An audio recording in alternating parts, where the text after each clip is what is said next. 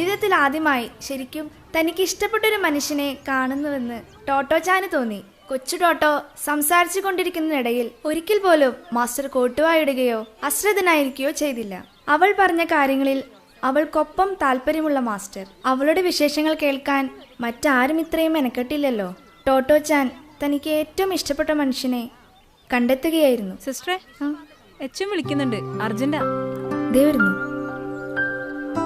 ഒരു കാര്യം ചെയ്യ്, നിങ്ങൾ ആ ഭാഗം ഒന്ന് മനസ്സിരുത്തി വായിക്കേ. ഞാനിപ്പോ വരാം.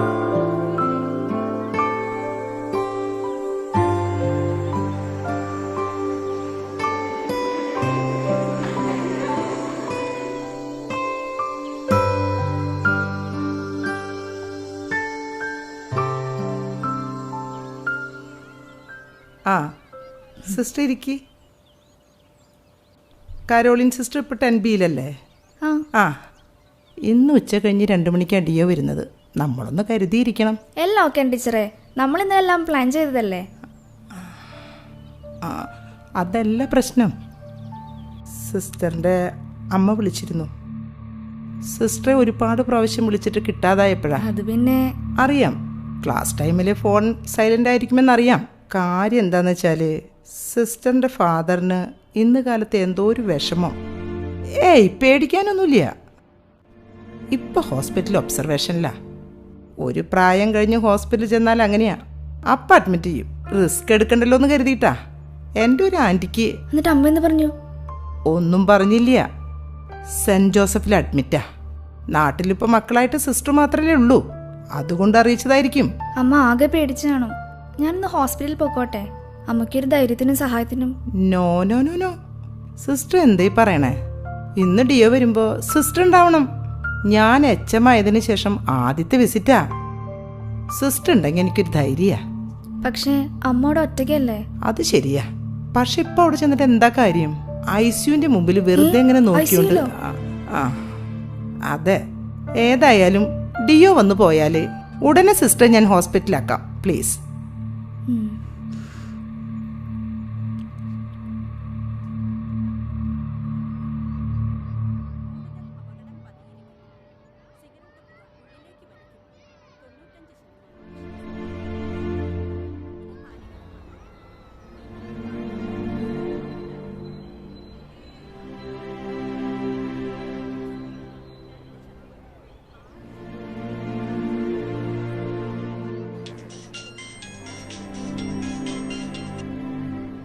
ഹലോ അമ്മേ.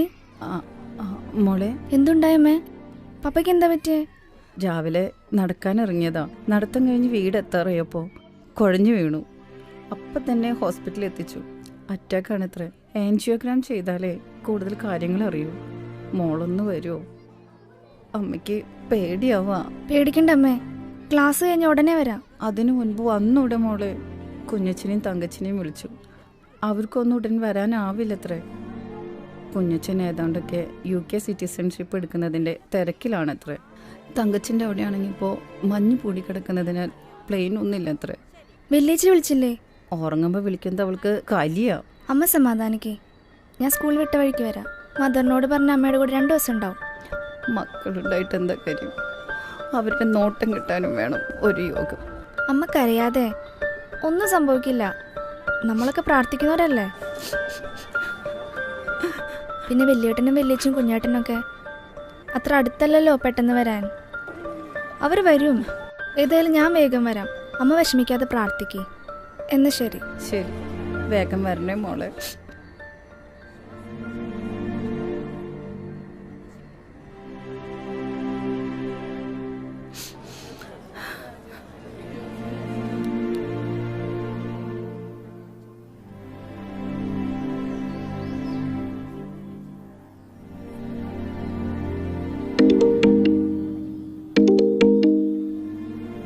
കുഞ്ഞോളെ, കാര്യങ്ങളൊക്കെ ഞാൻ അറിഞ്ഞു.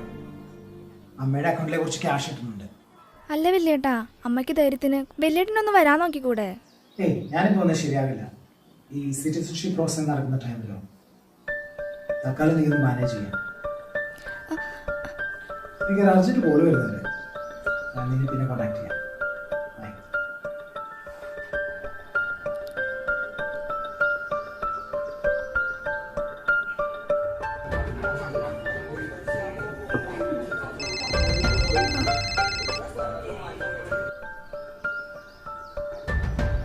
ഞാൻ പപ്പയുടെ കാര്യം അറിഞ്ഞു. ഞാൻ ട്രൈ ചെയ്യുന്നുണ്ട്. എന്ത് ചെയ്യാനാ, ഒടുക്കത്തെ സ്നോഫോൾ, ഒറ്റ ഫ്ലൈറ്റ് ഇല്ല. എങ്ങനെയും ഒന്ന് മാറി കിട്ടിയ കുഴപ്പമില്ല. തൽക്കാലം അമ്മയുടെ അക്കൗണ്ടിൽ കുറച്ച് ക്യാഷ് ഇട്ടിട്ടുണ്ട്. പിന്നെ ഹോസ്പിറ്റലിൽ വിളിച്ച് ഞാൻ കാര്യങ്ങൾ അന്വേഷിക്കാം. ഞാനിവിടെ ഒരു പാർട്ടിയിലാണ്. അപ്പോൾ ബൈ കുഞ്ഞോളെ.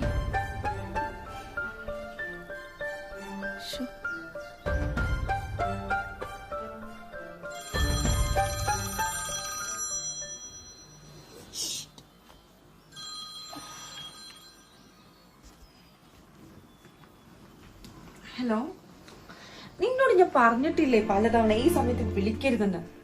എന്താണെങ്കിലും രാവിലെ വിളിക്ക്. വെല്ലേച്ചി, പപ്പ അറ്റാക്ക് വന്ന ഐസിയിലാ. അതിന് US ഇരിക്കുന്ന ഞാൻ എന്തെടുക്കാനാ? ഏതെങ്കിലും നല്ല മൾട്ടി സ്പെഷ്യാലിറ്റി ഹോസ്പിറ്റൽ കൊണ്ടുപോകും. അതിനുള്ള ചെലവ് മുഴുവൻ ഞാൻ തന്നേക്കാം. Okay, by.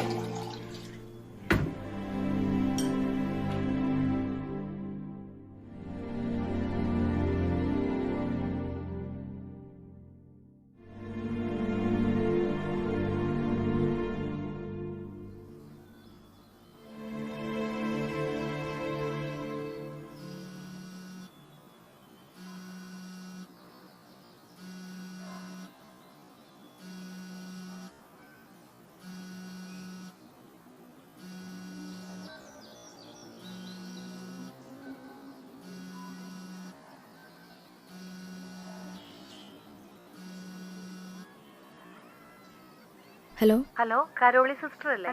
മോള് വേഗം ഹോസ്പിറ്റലിലേക്ക് ചെല്ലേ. അയ്യോ, ഇപ്പൊ പോവാനാവില്ല. ഇന്നിവിടെ ഉച്ച കഴിഞ്ഞ് DA വരുന്നുണ്ട്. അതൊക്കെ അതിന്റെ വഴിക്ക് നടന്നോളും. ദേ, മോളുടെ പപ്പയ്ക്ക് 95% ബ്ലോക്ക് ഉണ്ട്. ഞാൻ ഐറി സിസ്റ്ററെ ഓട്ടോയിൽ വിടാം. മോള് റെഡി ആയിക്കോ. ഓക്കെ.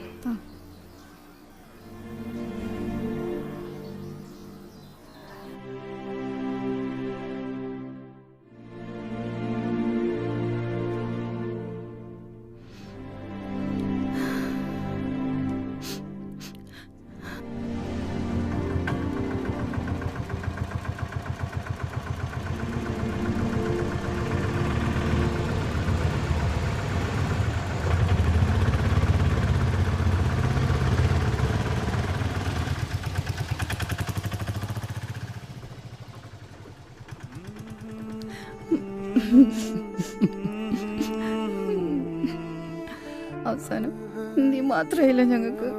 അമ്മ എന്തേ പറയുന്നേ? ചേട്ടന്മാരും ചേച്ചിയും ഒക്കെ ദൂരെ ആയതുകൊണ്ടല്ലേ? സ്നേഹമുള്ളതുകൊണ്ടാണല്ലോ അവര് പൈസ അയച്ചു തരണേ. അതുകൊണ്ട് എന്താ കാര്യം? കേസ് വാദിച്ച് പപ്പ ഉണ്ടാക്കിയതിന്റെ ബാക്കി വല്ലതുണ്ടെങ്കിൽ അങ്ങോട്ട് കൊടുക്കാം. മാത്രല്ല, അവരൊക്കെ നാട്ടിൽ വന്നിട്ട് എത്ര കാലായി. അതെന്താ അമ്മ അങ്ങനെ പറയുന്നേ? വീഡിയോ കോൾ ചെയ്യാറില്ലേ? പിന്നെ ഇടയ്ക്ക് ഞാനും വരാറില്ലേ? അല്ല, ഡോക്ടർ വല്ലതും പറഞ്ഞോ? ഏതാണ്ടൊക്കെ പറഞ്ഞു. എനിക്കൊന്നും മനസ്സിലായില്ല. വക്കീൽ ഓഫീസിലെ ബിമല ഇപ്പൊ എല്ലാത്തിനും ഓടി നടക്കുന്നേ. സിസ്റ്ററെ, ഞാൻ ഐസിയിൽ കിടക്കുന്ന ഹാർട്ട് പേഷ്യന്റ് മോളാ. എനിക്കൊന്ന് കാണാൻ പറ്റുമോ? ഞാൻ ഡോക്ടറോട് ചോദിച്ചിട്ട് പറയാം. അമ്മ എന്തെങ്കിലും കഴിച്ചോ? പപ്പ വായു വലിച്ചു കിടക്കുമ്പോ എനിക്ക് എങ്ങനെ ഉറങ്ങാം? അയ്യോ, എന്തെങ്കിലും കഴിക്കാതിരുന്നാലും എങ്ങനെയാ? പപ്പ പുറത്തിറങ്ങട്ടെ, എന്നിട്ട് കഴിക്കാം. ദേ, സമയത്ത് എന്തെങ്കിലും കഴിച്ചില്ലെങ്കിലേ പപ്പയോട് ഐസിയിൽ കിടക്കാം. ഷുഗർ ഉള്ളതാ. എന്നിട്ടാണോ? ഞാനൊരു കാര്യം ചെയ്യാം, ക്യാൻറ്റീനിൽ പോയിട്ട് എന്തെങ്കിലും വാങ്ങിയിട്ട് വരാം. അതൊന്നും വേണ്ട. ദേ, അകത്ത് കയറി കണ്ടോളൂ. ഒരാൾ മാത്രം. പിന്നെ അറിയാലോ, കുറച്ച് ക്രിട്ടിക്കലാ. ടെൻഷൻ ക്രിയേറ്റ് ചെയ്യരുത്. ഓക്കെ? ഐറൻ സിസ്റ്റർ കാര്യം ചെയ്യ്, അമ്മയും കൂട്ടി ക്യാനിൽ ചെന്ന് എന്തെങ്കിലും വാങ്ങിക്കൊടുക്ക്. വേണ്ട മോളെ, മോളകത്തേക്ക് ചെല്ലേ. വെറും വയറ്റിലിരുന്നാ ശരിയാവില്ല. പപ്പനെ നോക്കാനാണെങ്കിലും ആരോഗ്യം വേണ്ടേ? അമ്മേ, സിസ്റ്റർ കൂടെ ചെല്ല് ചെല്ല് പോ.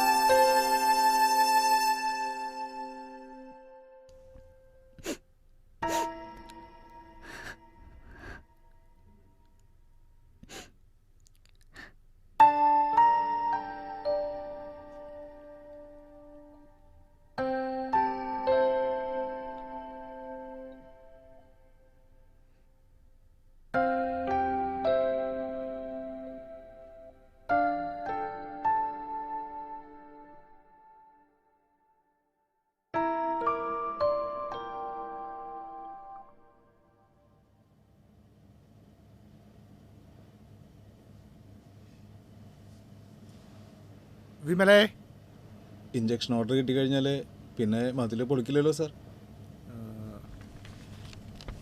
ഇയാളുടെ കൂടെ ചെല്ല, ഇയാളെല്ലാം ശരിയാക്കി തരും കേട്ടോ. ആ ശരി സാർ. ആ ശരി.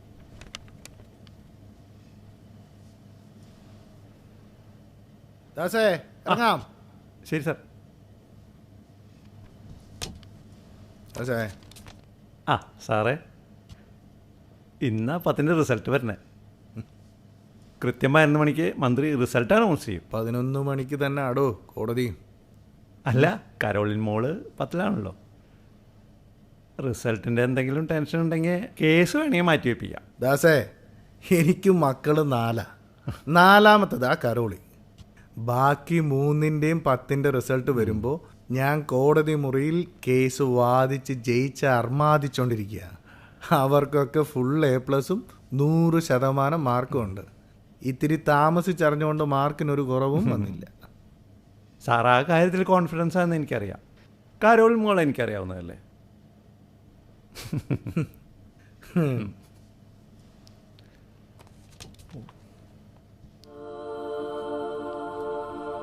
സാറെന്തും മണ്ടൻ ചോദ്യം ചോദിച്ചു. മണ്ടൻ ചോദ്യ? എടാ, ഞാനൊരു വക്കീലാ. ഇമാതിരി ചോദ്യം കോടതിയിൽ ചോദിച്ചാലേ വാദി പ്രതിയാവും. അത് പിന്നെ കുര്യൻ സാറിന്റെ ജീന്ന് പറഞ്ഞാലേ ഭയങ്കര വീറുള്ള ജീന. കരോളി മോളുടെ മൂത്തവരെ കണ്ടിട്ടില്ലേ? ടോപ്പ് മാർക്കാണ്. Scientist, doctor, engineer. അപ്പൊ സാറ് ചോദിച്ചത് മണ്ടൻ ചോദ്യല്ലേ? അത് ശരിയാ. അതാ പറഞ്ഞത്. മത്ത കുത്തിയ കുമ്പളുണ്ടാവില്ല. ആര് പറഞ്ഞു? അത് പിന്നെ ഞാൻ ഇപ്പൊ പറഞ്ഞ പോരെ. സാറ് വേഗം ചെന്നോ. കുര്യൻ സാർ ഇപ്പൊ കോടതി എത്തി. അയ്യോ, ഗോലിയാത്ത് ദാവീദിനെ കണ്ടു പൊട്ടിച്ചിരിച്ചു. ഈ പൊടിപ്പയ്യനാണോ ഇസ്രായേൽക്കാർ എനിക്കെതിരെ പോരാടാൻ കണ്ടെത്തിയത്? ഞാനൊന്ന് തുമ്മിയാ മതി, ഈ ചെറുക്കന്റെ പൊടി പോലും കാണില്ല. ഈ സമയം ദാവീദ് കണ്ണടച്ച് ദൈവത്തോട് പ്രാർത്ഥിച്ചു. എന്നിട്ട് കയ്യിലുണ്ടായിരുന്ന കവണയെടുത്ത് കല്ല് വെച്ച് ഗോലിയാത്തിനെ ഉന്നം പിടിച്ചു. മർമ്മം നോക്കിയടിച്ച ആ കല്ല് ഗോലിയാത്തിന്റെ നെറ്റി പിളർത്തി. മോളെ കരോളിൻ, ഇന്നല്ലേ 10ൻ്റെ റിസൾട്ട്. ടെൻഷൻ ഉണ്ടാ മോൾക്ക്? എന്തിന്? നന്നായി എഴുതിയിട്ടുണ്ട്, അതുകൊണ്ട് നല്ല റിസൾട്ടും കാണും.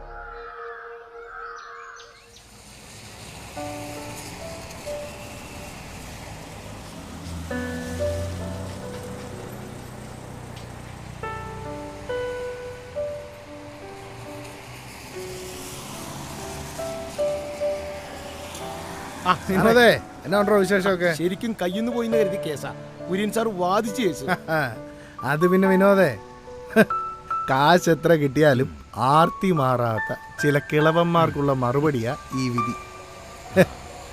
സാധാരണ ഇത്തരം കേസുകളിൽ വൃദ്ധരായ പേരൻസിന് അനുകൂലമായിട്ടാണ് വിധി വരാറ്. ആ എടോ, ഫാക്ട്സ് കൃത്യമായിട്ട് അവതരിപ്പിച്ച കേസ് അനുകൂലമാവും.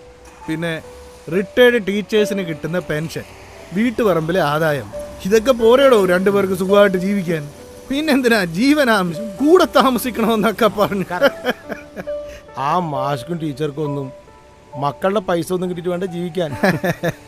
ഇതൊരു നൊസ്റ്റാൾജിയ സോക്കേടാ. അല്ല, സാറിന്റെ ഇളയ മോള് 10ലല്ലേ? എന്താ റിസൾട്ട്? എന്താവാൻ, അവള് മിടിക്കാടോ. ഫുൾ A+ഉം 100% മാർക്കും. കുറഞ്ഞൊന്നും നോക്കണ്ട. മൂത്തത് 3ൻ്റെയും ഗുണം അവക്കുണ്ടാവുന്ന അച്ചട്ട. അപ്പൊ വരട്ടെ. ഓക്കെ, മോളോട് കൺഗ്രാസ് പറയണേ സാറേ. ശരി വിനോദേ. അഭിനന്ദനങ്ങൾ.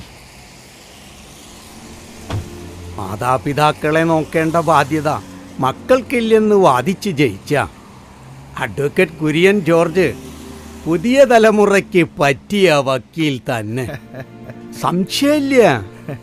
മാഷേ, കേസ് വാദിക്കുമ്പം സ്വന്തം കക്ഷികളെ ജയിപ്പിക്കും. ഏത് വക്കീലിന്റെയും ചുമതലയല്ലേ? അതേ ഞാനും ചെയ്തുള്ളൂ. മാത്രമല്ല, കേസ് ജനുവിനാ.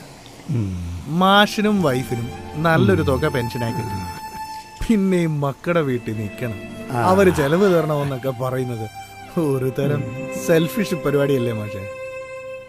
എടോ കുര്യൻ വക്കീലേ, എനിക്കും ഭാര്യയ്ക്കും ജീവിക്കാന് ഞങ്ങൾക്ക് കിട്ടുന്ന പെൻഷൻ തന്നെ ധാരാളം. അതുകൂടാതെ 4 അക്ഷരം പഠിപ്പിച്ച് അറിവിന്റെ ലോകത്തേക്ക് പറത്തിവിട്ട മക്കള് അവരുടെ സ്നേഹം വേണ്ടോളുണ്ട്. പക്ഷേ കയ്യോ കാലോ വളരുന്നേന്ന് നോക്കി ചങ്ക് കൊടുത്തു വളർത്തിയ മക്കളെ ഉപേക്ഷിക്കുമ്പോഴുള്ള വേദനയുണ്ടല്ലോ, അതെന്തുമാത്രാന്ന് തനിക്ക് പറഞ്ഞാൽ മനസ്സിലാവൂല്ല. ഈ വിധിയുടെ പേരിലെങ്കിലും ഞങ്ങളുമായിട്ടൊന്ന് അടുക്കാൻ വേണ്ടിയാ ഈ കേസും കൂട്ടൊക്കെ ആയിട്ട് നടക്കുന്നത്. ആ സാധ്യതയും താൻ നശിപ്പിച്ച് കളഞ്ഞുകൂടോ കുര്യൻ വക്കീല്. Emotional black mailing. Master idea കൊള്ളാം. ഒരു കാര്യം ചെയ്യും, സുപ്രീം കോടതിയിൽ ഒരു റിട്ട് ഫയൽ ചെയ്യും. വക്കാലത്ത് എനിക്ക് തന്നാ മതി. തന്റെ ഒരു വക്കാലത്ത് നീതിന്യായത്തെക്കാൾ പണം തരുന്നവന്റെ ജയത്തിന് വേണ്ടിയുള്ള പെടാപാടല്ലടോ തനിക്ക്. താനും കൊട്ടേഷൻ സംഘങ്ങളും തമ്മിൽ എന്താണോ ഒരു വ്യത്യാസം? Don't cross your limits. തനിക്കില്ലടോ മക്കൾ, താൻ അനുഭവിക്കും. മക്കൾ ഉപേക്ഷിച്ചു പോകുന്നതിന്റെ വിഷമം താൻ അറിയും. ഒറ്റപ്പെടലിന്റെ വേദന, നന്ദികേടിന്റെ വേദന, നെഞ്ചു പിളർക്കുന്ന ആ വേദനയുണ്ടല്ലോ, താൻ അറിയാതിരിക്കാനേ ഇനിയെങ്കിലും ന്യായത്തിന്റെ ഒരു വക്കാലത്തെടുത്തു വെച്ചോ.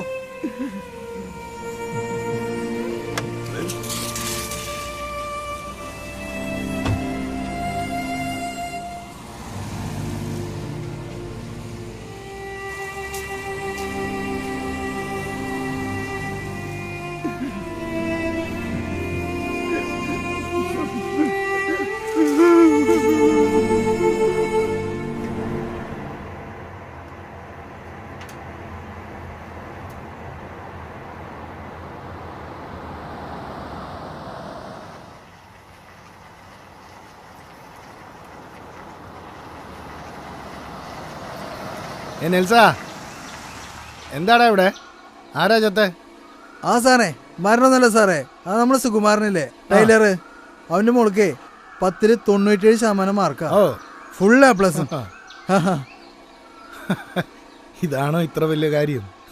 എൻ്റെ 3 എണ്ണത്തിനും ഫുൾ A+ഉം 100% മാർക്കും. എനിക്കറിയാം സാറേ, സാറിൻ്റെ അവസ്ഥയല്ലല്ലോ സുകുമാരൻ്റെ. അമ്മയ്ക്ക് ചിഹ്നൻ, ഒറ്റമുറിയിൽ ഒരുമിച്ചുള്ള താമസം, എന്നിട്ടും ഫുൾ A+ കിട്ടിയില്ലേ? അല്ല, സാറിൻ്റെ അല്ലോള് 10ലല്ലേ? Full A+ ആയിരിക്കില്ലേ? അത് പിന്നെ ചോദിക്കാനുണ്ടോ? എന്ന് വെച്ച് നാട് മുഴുവൻ ഫ്ലെക്സ് വെച്ച് നാട്ടുകാരെ അറിയിക്കാനൊന്നും എന്നെ കിട്ടുകയല്ല. സുകുമാരനതാവാം. അപ്പം ആഘോഷം നടക്കട്ടെ. ശരിയെന്ന്.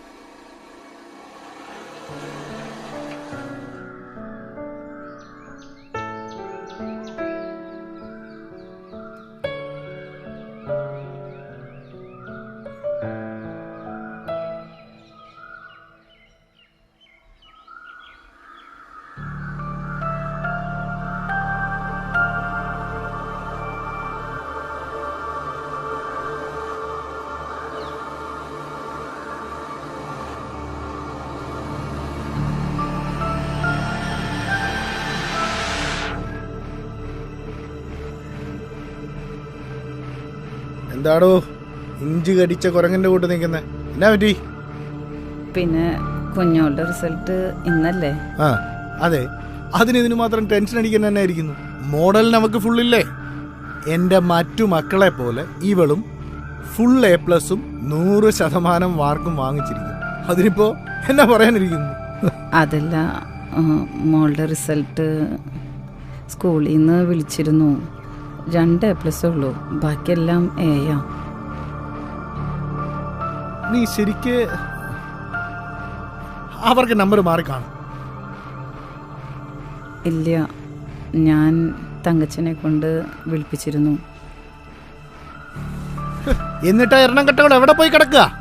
അവള് സേവ്യ ഹോമിലെ കുഞ്ഞുങ്ങൾക്ക് ക്ലാസ് എടുക്കാൻ വേണ്ടി. കണ്ട കന്യാസ്ത്രീമാരുടെ വാക്കും കേട്ട് ഊരും പേരും അറിയാത്ത തെണ്ടിപ്പിള്ളേർക്കുള്ള പ്രേക്ഷിത പ്രവർത്തനം. ചേട്ടാ, ദേഷ്യപ്പെടല്ലേ. ഫുൾ മാർക്ക് ഇല്ലേലും അവൾക്ക് നല്ല റിസൾട്ട് ഇല്ലേ? അവളെ വഴക്ക് പറയല്ലേ. ഇല്ലടി, ഞാൻ അവളെ തലക്കെട്ടി എഴുന്നള്ളിക്കാം. ഇനി മദർ തെരേസ ആവാനേ നിന്റെ മോളെ കൊണ്ട് പറ്റത്തുള്ളൂ. ഇടി അഡ്വക്കേറ്റ് കുര്യൻ ജോർജിന് ഒരു സ്റ്റാറ്റസ് ഉണ്ട്. അതിനാ നിന്റെ മോളിന്ന് പണി തന്നത്. ആ ടൈലർ സുഖുവിന്റെ മോൾക്ക് വരെ ഫുൾ A+ ഉണ്ട്.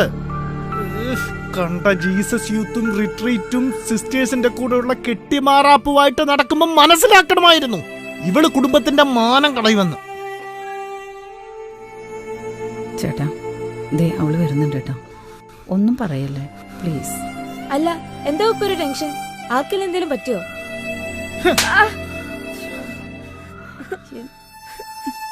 പറ്റടി, എന്റെ കുടുംബത്തിന് പറ്റി, എന്റെ അന്തസ്സിന് പറ്റി. നിന്റെ മോളിലുള്ള 3 എണ്ണം ഉണ്ടല്ലോ നല്ല മിടുക്കരായിട്ട് പഠിക്കുന്നവര്, അവർക്ക് പറ്റി. പപ്പ ഞാൻ എന്ത് തെറ്റാ ചെയ്തത്? ചെയ്തതോ? എടി, ഇനി ഞാൻ ഈ വീട്ടിലുള്ളപ്പോ എന്റെ കൺമുമ്പിൽ വരാതെ ഏതെങ്കിലും മൂലയ്ക്ക് പോയി കിടന്നോണം, കേട്ടല്ലോ? A+ 100% മാർക്കുള്ളവർക്ക് ഇവിടെ സീറ്റില്ല.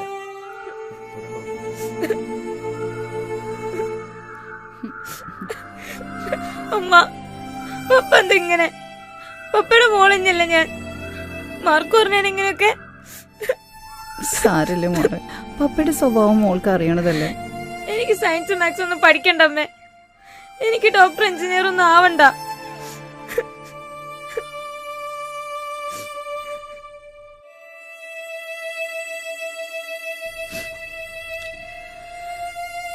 പപ്പ പിന്നെ അവളെ കൈവിട്ടതുപോലെയായി. അവളുടെ ആഗ്രഹപ്രകാരം ഇംഗ്ലീഷ് ലിറ്ററേച്ചർ സെലക്ട് ചെയ്തു. ബൈബിളും സിസ്റ്റേഴ്സുമായി കൂടുതലെടുത്തു. ബൈബിൾ ക്ലാസ്സിനും പങ്കെടുക്കാൻ തുടങ്ങി. സിസ്റ്റർ ആവാൻ പോയപ്പോൾ പപ്പയ്ക്ക് ഇനി അവളെ കാണണ്ടല്ലോ എന്നുള്ളൊരാശ്വാസത്തിലായിരുന്നു. അവൾക്ക് മീതിയുള്ള 3 മക്കളെക്കുറിച്ച് അദ്ദേഹം മറ്റുള്ളവരോട് അഭിമാനത്തോടുകൂടി പറയാറുണ്ട്. അവർക്ക് വേണ്ടി വാരിക്കോരി ചെലവാക്കി. അവരുടെ നേട്ടങ്ങളിലും ഉയർച്ചകളിലുമെല്ലാം പപ്പയുടെ ഫുൾ എഫേർട്ടും ഉണ്ടായിരുന്നു. എന്നിട്ടോ പണിക്കാരുപേക്ഷിച്ച കല്ല് തന്നെ മൂലക്കല്ലായി തീർന്നു.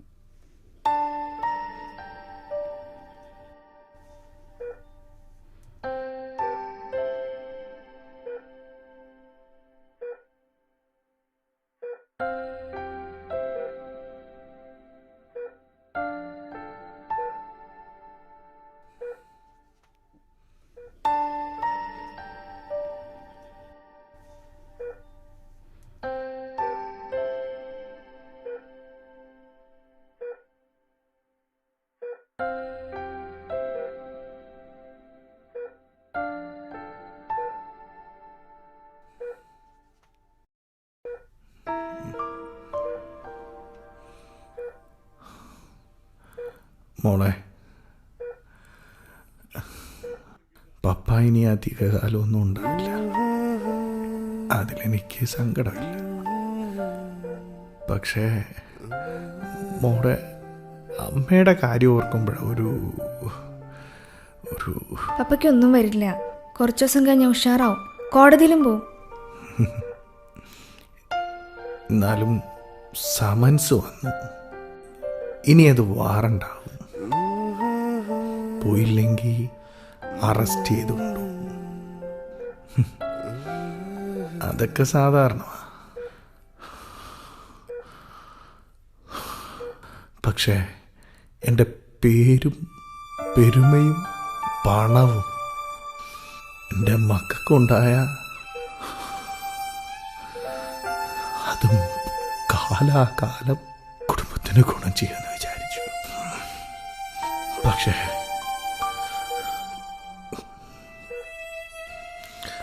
അവിടെ എൻ്റെ കേസ് തോക്കുമായിരുന്നു. Papa please. മോളെ, നിന്റെ ദൈവവിളി നീ തിരിച്ചറിഞ്ഞത് കൊണ്ട് ഇന്ന് എനിക്കും അമ്മയ്ക്കും കൂട്ടായിട്ട് നീയുണ്ട്. എൻ്റെ 3 മക്കളും എൻ്റെ ചൊല്ലുവിളിയിൽ വളർന്ന് ദൈവവിളി എന്താന്ന് കേൾക്കാനുള്ള ഒരവസരവും ഞാൻ അവർക്ക് കൊടുത്തിട്ടില്ല. ഞാൻ ചെയ്ത തെറ്റ് വലിയ പിഴവായി പോയത്. അതിനെനിക്ക് പരിഹാരം ചെയ്യണം. മോളെനിക്ക് വേണ്ടി ചെയ്തു തരണം. എന്താ പപ്പ? നിന്റെ ചേച്ചിയുടെയും ചേട്ടന്മാരുടെയും കുഞ്ഞുങ്ങൾക്ക് അവരുടെ ശരിയായ വഴി തിരഞ്ഞെടുക്കാൻ നീ പഠിപ്പിക്കണം. അവർക്ക് ദൈവവിളി തിരിച്ചറിയാനുള്ള അറിവുണ്ടാകണം. അതിനായിരിക്കണം നിനക്ക് ദൈവം 10 ഫുൾ A+ തരാഞ്ഞത്. ഇല്ലെങ്കിൽ ഇപ്പോ ഞാനും നിന്റെ അമ്മയും ആരോരുമില്ലാതെ അനാഥരായിട്ട്. അങ്ങനെയൊന്നുമില്ല പപ്പ. അന്ന് നിന്നെ അടിച്ചത് ഈ കൈ കൊണ്ടല്ലേ? അടി കൊണ്ടെടുത്ത് ഞാനൊന്ന് തടവി തരട്ടാ മോളെ. പപ്പയുടെ കൈ കൊണ്ട് ദേ ഇവിടെ വെച്ച് എന്നെ അനുഗ്രഹിച്ച് പ്രാർത്ഥിച്ചാൽ മതി.